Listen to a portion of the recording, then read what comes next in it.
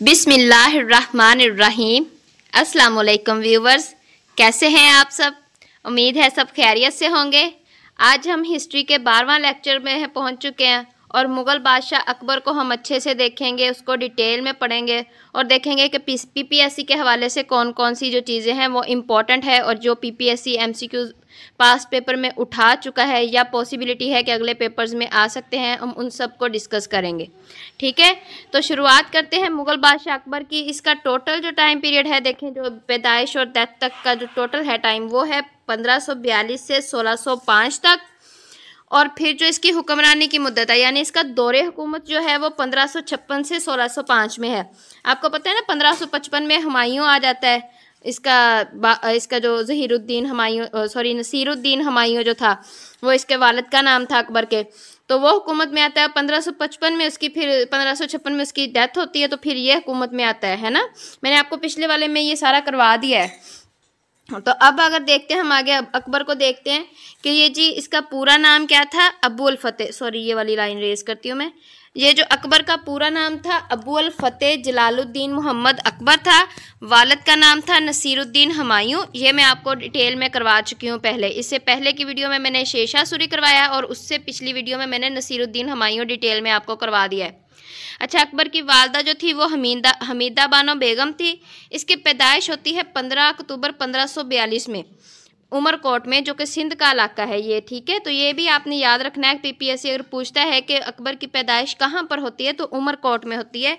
और अकबर की वफ़ात जो होती है वो 1605 में होती है, अक्टूबर के महीने में ही होती है। अकबर 14 साल का था जब बहराम खान ने पंजाब के जंगलों में इसे बादशाह तस्लीम करते इसकी ताजपोशी की थी। आपको पता है ना, हुमायूं जो था वो सीढ़ियों से गिरकर फौत हो गया था, जबकि बहराम खान और जो अकबर थे ये जंगल, जो पंजाब के जंगल फतेह करने के लिए निकले हुए थे। तो इनको जब खबर पहुँचती है तो फिर बहराम खान जो कि आर्मी का जनरल था और हुमायूं का बड़ा वफादार मुलाजिम था, ये फिर जो है इसकी ताजपोशी करता है, अकबर की जंगल में ही करता है। तो रिजेंसी पीरियड ऑफ अकबर देखें, रिजेंसी होते हैं मतलब किसी और के सरप्रस्त के रहते हुए हुकूमत में रहना। ठीक है, तो अकबर जो था वो बादशाह ज़रूर था, लेकिन उस टाइम पे इसका ख्याल रखना और जो इसकी हुकूमत के मामलात को देखने वाला जो था ना, वो बहराम खां था। तो इसलिए इस पीरियड्स को रिजेंसी पीरियड कहते हैं। मतलब रियासत जो इसका था ना, सरप्रस्त था, उसके दौर के बारे में भी हम बात करेंगे, जो कि 1556 से 1560 तक था। ये भी आपने याद रखना है, ये पीपीएससी के हवाले से इंपॉर्टेंट है। अगर वो पूछता है कि अकबर का रिजेंसी पीरियड का टाइम पीरियड क्या है, तो वो 1556 से 1560 था। अकबर की उम्र छोटी थी, जिसकी वजह से हुमायूं के जो काबल और वफादार जनरल था ना बहराम खां, उसको फिर अकबर का सरप्रस्त बना दिया गया था, यानी कि रीजेंट बना दिया गया था। ठीक है, तो इसलिए इसको कहते हैं रिजेंसी पीरियड। ये वाला जो दौरे टाइम होगा ना, उसको रिजेंसी पीरियड इसीलिए कहते हैं। फिर बहराम खान ने ना सिर्फ अकबर की हिफाजत की थी, बल्कि जो मुगलिया दौरे हुकूमत जो को बिखर रही थी और टूट रही थी, उसको भी ठीक से मजबूत किया, दोबारा से लोगों को इकट्ठा किया। अकबर की जो सौतेली माँ थी एक महामंगा, और उसका एक बेटा था आदम खां, जो कि अकबर का सौतेला भाई था। ठीक है, तो महामंगा क्या चाहती थी कि अकबर जो है वो मर जाए और आदम खां जो है वो बादशाह बने।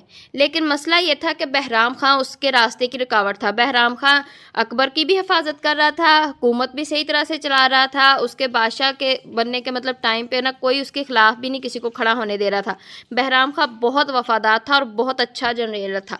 तो वो अकबर को बहराम खां के खिलाफ क्या करती है, फिर भड़काती है, अकबर को ही बहराम खां के खिलाफ करती है। अकबर उसकी बातों में आ जाता है, महामंगा की बातों में, और बहराम खां के खिलाफ होता है। तो बहराम खां को ये चीज़ डेफिनेटली पता चल जाती है। आपको पता है ना, दूसरे लोगों के रवैये के बारे में तो हमें फ़ौरन से पता चल जाता है। तो उसने तो खैर से अकबर को पाला था, सारा कुछ किया था। तो अकबर जो फिर क्या करता है, खुद ही जो हुकूमती मामलात होते हैं ना सारे के सारे, वो अकबर के हवाले करके ना ईरान जाने की इजाज़त मांगता है। अकबर मान भी जाता है, उसको इजाज़त दे देता है चले जाने की। लेकिन रास्ते में ना गुजरात में बहराम खां को कत्ल करवा दिया जाता है 1561 में। ये भी याद रखना है आपको। ठीक है, और ये काम करवाती कौन है, महामंगा करवाती है। बेसिकली उसको डर होता है कि बहराम दोबारा कभी ज़िंदगी में ना वापस ना आ जाए, और डेफिनेटली अगर अकबर को कुछ होता है या अकबर मुसीबत में आता है तो बहराम खां तो आएगा ही, तो वो इसका कत्ल करवा देती है अफगानों के हाथों से। ठीक है, बहराम की इस तरह से वफात हो जाती है 1561 में। लेकिन ना थोड़े टाइम में, ये 1 साल के भी कम से कम वक्फे में ना अकबर को सब कुछ पता चल जाता है। ख़ास तौर पे जब बहराम खां जाता है ना तो अकबर बहुत तन्हा अपने आप को महसूस करता है, बहुत सैड रहता है, मतलब उदास भी होता है। उसको लगता है कि मैंने गलत किया है, वो अपने आप के फैसले पे पछता भी रहा होता है। और तभी फिर उसको हकीकत भी पता चल जाती है महामंगा की। तो वो क्या करता है कि 1562 में फिर आदम खां को मरवा देता है चबूतरे से गिरवा कर। ठीक है, अब अकबर की अजवाज और औलाद और मुर्शद के बारे में देखते हैं हम। ठीक है, अजवाज मतलब होती हैं बीवियाँ। तो पहली बीवी जो थी इसकी रुकैया सुल्तान बेगम थी, इसको अजीमुशान बेगम भी कहते हैं, रुकैया सुल्तान बेगम। अच्छा मैं ऊपर बताना भूल गई, आप ये भी देखिएगा अकबर का जो रेन होगा ना, इसको हम रेन सॉरी मतलब दौरे हुकूमत जो है इसको ना अजीमुशान अकबर कहते हैं, द ग्रेट अकबर। ठीक है, तो समटाइम पीपीएससी में अगर वो द ग्रेट अकबर के हवाले से पूछे तो यही अकबर की बात हो रही होगी, समझ लीजिएगा। तो इसकी जो पहली बीवी थी वो रुकैया सुल्तान बेगम थी, अकबर के चचा हिंदाल की बेटी थी। ये 1551 में हुई थी, तब जो है अकबर की ताजपोशी भी नहीं हुई थी और उम्र भी डेफिनेटली कम थी। थोड़ी बड़ी उम्र में फिर अकबर को इससे बेटा पैदा होता है मगर वो ज़िंदा नहीं रहता है। इसकी राजपूत बीवियां भी होती हैं, राजपूत ख़ानदानों के साथ इसने शादी के ज़रिए इत्तेहाद और इनके हम मतलब बनाया था और चाहता नहीं था कि इसकी हुकूमत को कोई ख़तरा पहुँचे। तो फिर ये राजपूत के इलाकों के साथ भी इस तरह से इत्तेहाद बनाता है। हरका बाई देखें, उसका दूसरा नाम था मरियम उज़ जमाई। ये अमीर के जयपुर के अमीर का अंबर का सॉरी ये अमीर नहीं है, ये है अंबर। तो अंबर का इलाका था जो जयपुर, उसके ना ये मैं रेस कर रही हूँ यहाँ से। अंबर जो जयपुर के राजा भरमिल की ये बेटी थी। ठीक है, सॉरी ये तो वो अकबर के वारिस जहांगीर शहजादा, यानी जहांगीर जो है शहजादा सलीम उसका असल नाम था, उसकी वालदा थी। ये हरका बाई की बात हो रही है। ठीक है, मरियम उज़ ज़माई की। बाद में फिर जो मुकामी लोग हैं इसे जोधा बाई के नाम से जानना शुरू कर देते हैं। तो आपने अगर वो असल नाम पूछता है पीपीएससी तो हरका बाई है, इसका दूसरा नाम है मरियम उज़ ज़माई और लोगों में ये किस नाम से मशहूर है, जोधा बाई के नाम से। और इसी का बेटा जो था वो जहांगीर जो है वो फिर अकबर का जानशी बनता है और उसका असल नाम होता है सलीम और ये 1569 में पैदा होता है। ठीक है, अकबर के दूसरे भी बेटे थे मुराद और दानियाल, लेकिन वो जो इसकी ज़िंदगी में वफ़ात पा गए थे आई थिंक जंग वगैरह के दौरान। और मुर्शद और रूहानी पेशवा इसका इम्पोर्टेंट है, ये आपने देखना है शेख सलीम चिश्ती के हवाले से है कि वो फतेहपुर सिकरी में जो था चिश्तियाँ सिलसिले के एक मोहतरम सूफ़ी बुज़ुर्ग थे। ये फतेहपुर सिकरी उनका इलाका था शेख सलीम चिश्ती का। तो अकबर ने इनसे ना बेटे की औलाद के लिए दुआ मांगी थी, मंगवाई थी सॉरी। तो शहजादा सलीम की पैदाइश जो है ना वो कह लें कि अल्लाह पाक से दुआ की थी इनके मुर्शद शेख सलीम चिश्ती ने। तो फिर इनकी शहजादा सलीम की पैदाइश होती है। तो अकबर फिर क्या करता है कि अपने बेटे का नाम इसी बुज़ुर्ग के नाम पर सलीम रखता है। ठीक है, और बाद में फिर वो अपना कह रहे हैं कि लक़ब चेंज करके जहांगीर बनाता है। तो जहांगीर ही असल में सलीम है। और अपना दारुल हुकूमत जो है वो अपने कह लें मुर्शद के हवाले से ही ना फिर दारुल हुकूमत जो है अकबर वो फतेहपुर सिकरी को ही बना लेता है। ठीक है, और फिर ये इलाका अकबर का दारुल हुकूमत रहा है कब तक, 1571 से 1585 तक। ये किस इलाके की बात कर रही हूँ मैं, फतेहपुर सिकरी की। ठीक है, अब इससे पहले जो था वो सिकरी से पहले आगरा इसका दारुल हुकूमत था और फिर बाद में फतेहपुर सिकरी के बाद लाहौर को ये अपना दारुल हुकूमत बनाता है। बेसिकली 3-4 दफ़ा ये चेंज करता है अपना दारुल हुकूमत। अच्छा, इसके टाइम पे जो कैपिटल सिटीज़ रहे हैं वो भी देखें, हुकूमत सॉरी पीपीएससी इसके बारे में पूछ सकती है। तो अकबर का जो पहला दारुल हुकूमत था जब वो हुकूमत में आता है तो वो था आगरा, लेकिन बाद में फिर जो है ये सलीम चिश्ती के हवाले से फिर फतेहपुर सिकरी को अपना दारुल हुकूमत बनाता है कब, 1571 से 1585 तक। ठीक है, उसके बाद फिर फतेहपुर सिकरी के बाद फिर ये दोबारा से दारुल हुकूमत चेंज करता है और किसको बनाता है, किस इलाके को, लाहौर को ये अपना दारुल हुकूमत बनाता है। कब तक, कौन सा टाइम था, 1585 से 1598 तक लाहौर इसका दारुल हुकूमत रहता है। ये भी आपने याद करने हैं, सारी जो टाइम पीरियड्स लिखे हैं ये पीपीएससी के हवाले से इंपॉर्टेंट है। फिर बाद में क्या करता है कि आखिर में 1598 में दोबारा से फिर यह आगरा को अपना दारुल हुकूमत बनाता है और फिर मरने तक यही इसका दारुल हुकूमत रहता है। इसके टाइम की अहम जंगें देखते हैं, इंपॉर्टेंट बैटल्स जो कौन कौन सी हैं। पहली बैटल जो थी वो थी सेकंड बैटल ऑफ पानीपत। पहली तो आपको पता है ना हुमायूं ने लड़ी थी, सॉरी हुमायूं ने नहीं, बाबर ने। और अब ये सेकंड बैटल ऑफ पानीपत की बात हो रही है, ये 1556 में होती है, जबकि पहली पानीपत की जो जंग होती है वो मेरे ख्याल में 1526 में होती है ना। ये मैंने आपको करवाया था, जो बाबर वाला था टॉपिक मैंने आपको करवाया, मुगलिया दौरे हुकूमत का पहला लेक्चर था ज़हीरुद्दीन बाबर का, तो उसमें मैंने आपको ये करवाया था सारा। तो पानीपत की पहली जंग 1526 में होती है, 21 अप्रैल 1526 में। और किसके खिलाफ होती है? इब्राहिम लोदी के खिलाफ। कौन होता है? ज़हीरुद्दीन बाबर जंग करता है इब्राहिम लोदी के खिलाफ, और जो इब्राहिम लोदी हार जाता है और ज़हीरुद्दीन बाबर फिर जंग में आता है, और इसी तरह से फिर मुगलिया दौरे हुकूमत का आगाज़ होता है। तो ये जो है सेकेंड बैटल ऑफ पानीपत है, जो कि अकबर लड़ता है।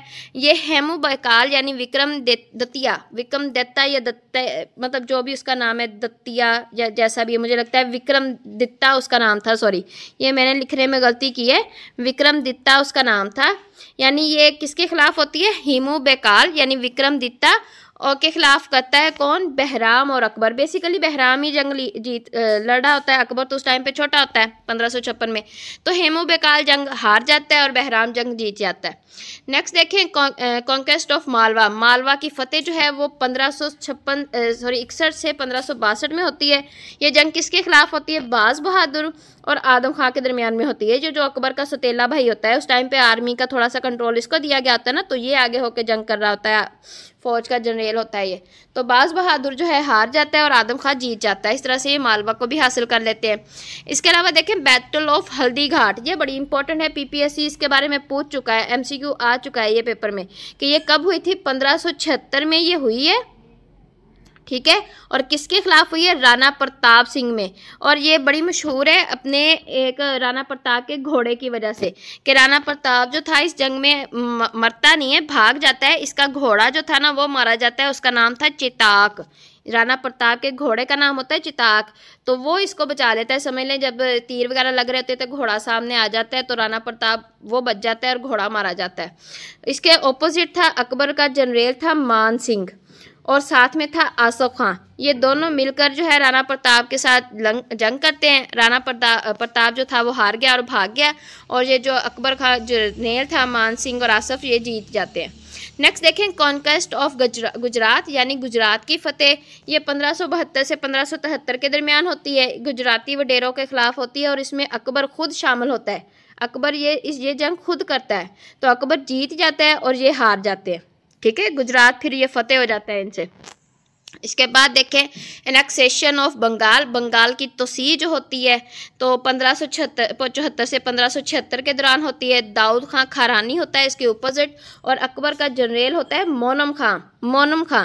तो ये जंग कर रहा होता है, तो ये जंग जीत जाता है और दाऊद खां हार जाता है। इस तरह से ये बंगाल को भी मतलब कर लेते हैं, फैला लेते हैं आगे।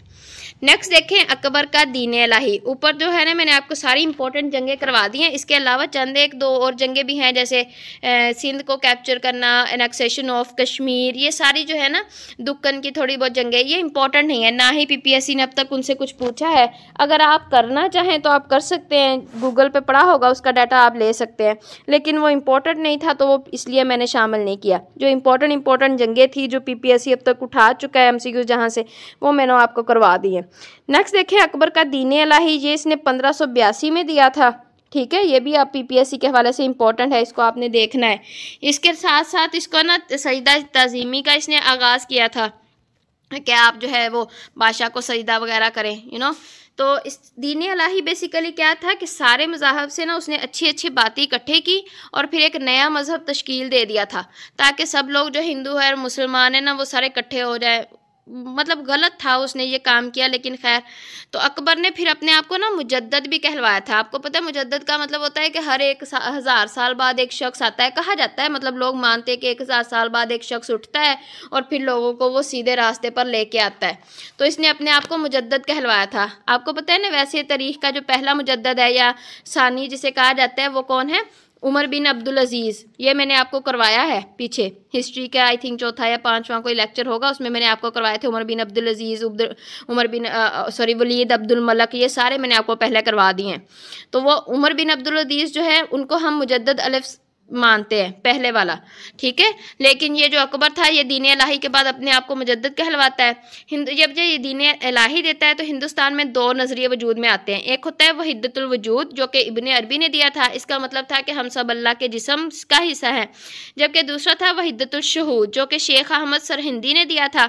इसका मतलब है कि नहीं, मैं शहादत देता हूँ कि अल्लाह एक है और कोई उसका मतलब नहीं है, शरीक नहीं है।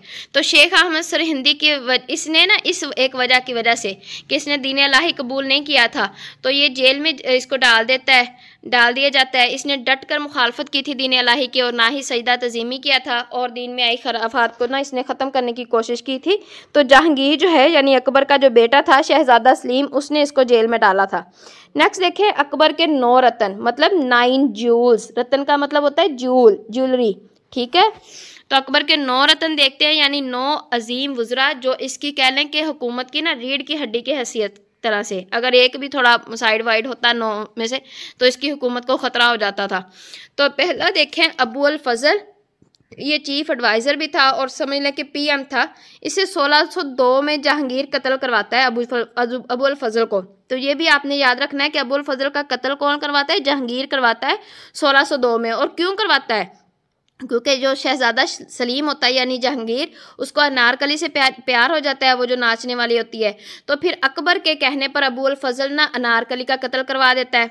आई थिंक बेसिकली 1592 में या 93 में कुछ इस तरह से है। आई थिंक 1601 में है शायद, वो मुझे एग्जैक्ट नहीं याद, वो वैसे इंपॉर्टेंट नहीं है, लेकिन अगर आप करना चाहें तो आप गूगल से देख सकते हैं कि अनारकली का कत्ल कब करवाया जाता है। तो अबुल फजल करता है बेसिकली अकबर के कहने पर। तो जहांगीर जो है फिर बाद में बदला लेता है और अबुल फजल को कत्ल करवा देता है। इसके अलावा फैज़ी होता है, वो एजुकेशन मिनिस्टर होता है 9 रतन में से। ये अबुल फजल और फैज़ी जो थे ना, दोनों भाई थे और दोनों ने ही दीन इलाही कबूल कर लिया था। अबुल फजल ने 2 किताबें भी लिखी हैं जो PPSC जहाँ से MCQs उठा चुका है कई दफ़ा, उर्दू के पोर्शन में भी आता है और हिस्ट्री वाले पोर्शन के हवाले से भी यहाँ से उठा लेता है। तो ये आपने करने हैं अच्छे से। एक अबुल फजल ने किताब लिखी थी अकबरनामा और दूसरी लिखी थी आईने अकबरी, दोनों फारसी में लिखी थी, ठीक है। तो ये आपने याद करने हैं। इसके अलावा तीसरा रतन देखें राजा बीरबल। इसका असल नाम था बीरबल का महेश दास, ये हिंदू था, ठीक है। ये ज़हीन बहुत था जी, ये वाहिद हिंदू था जिसने दीन इलाही कबूल किया था। तो बेसिकली जो जब अकबर ने दीन इलाही दिया था तो 3 लोगों ने दीन इलाही को कबूल किया था, एक तो अबुल फजल, दूसरा फैज़ी और तीसरा ये बीरबल। इसके बाद मुल्ला 2 प्लाजा भी 9 रतन में शामिल था। ये शख्स था बेसिकली ये ना अकबर को लतीफ़े वगैरह सुनाया करता था। 5वां तानसीन जो कि म्यूजिशियन था। फिर 6ठा राजा मान सिंह जो कि आर्मी का जनरल था और आपको पता है पीछे उसने जंग भी जितवाई थी, मैं ऊपर आपको पढ़ा के आई हूँ।